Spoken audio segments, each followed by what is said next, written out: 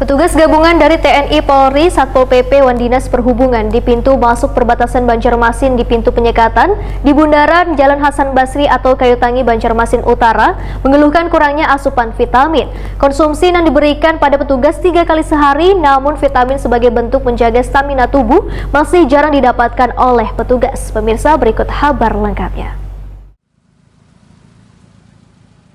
Petugas gabungan dari TNI, Polri, Satpol PP, Dinas Perhubungan di pintu masuk perbatasan Banjarmasin di pintu penyekatan di bundaran Jalan Hasan Basri atau Kayutangi, Banjarmasin Utara mengeluhkan kurangnya asupan vitamin.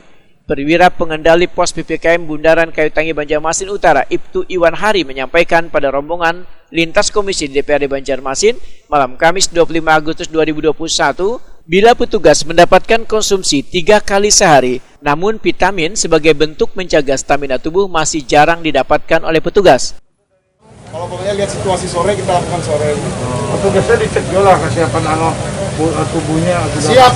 Kalau supply anunya, supaya imunnya bagus, anunya lah. Vitamin gitu. Kalau vitamin sampai sekarang kita belum didapatkan. Nah, itu soalnya.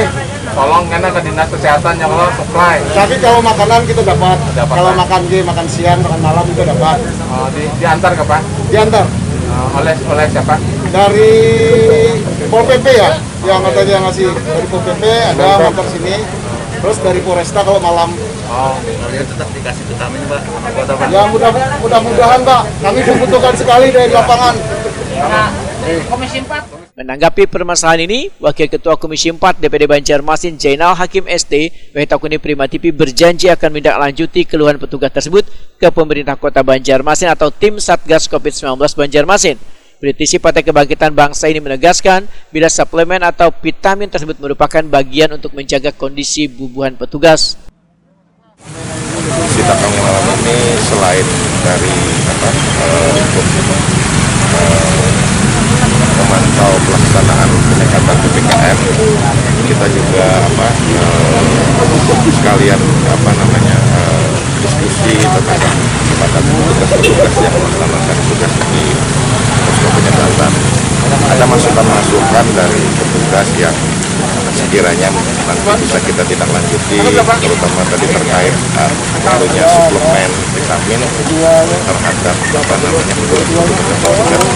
dan ini akan kita sampaikan kepada dinas kesehatan. Sekiranya ini bisa dilakukan yang akomodir, karena ini bagian daripada untuk menjaga kondisi kawan-kawan yang melaksanakan tugas. Kita juga tidak ingin bahwa mereka melaksanakan tugas dengan maksimal, tetapi juga tentunya mereka perlu suplemen vitamin sekiranya bisa untuk menjaga kebugaran mereka sehingga bisa melaksanakan tugas dengan maksimal. Jainal Hakim pun berharap penyekatan dan pemeriksaan ini bisa mengedukasi warga bila begitu berbahayanya virus COVID-19 ini, sehingga setiap melakukan aktivitas harus mentaati aturan protokol kesehatan.